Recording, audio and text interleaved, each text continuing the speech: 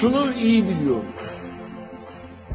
Kudüs giderse Medine'yi koruyamayız.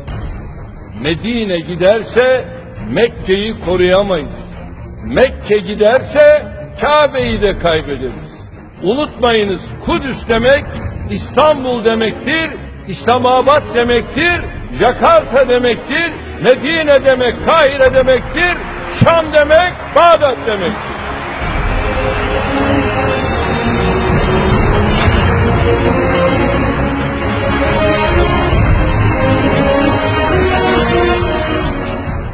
Kabe demek tüm Müslümanlar olarak hepimizin şerefi, namusu, onuru, haysiyeti, varlık gayesi demek. Biz bunların hiçbirinden vazgeçemeyiz. Allah'ın emrine ve ecdadın emanetine sahip çıkmak için ne gerekiyorsa bunu yapacağız.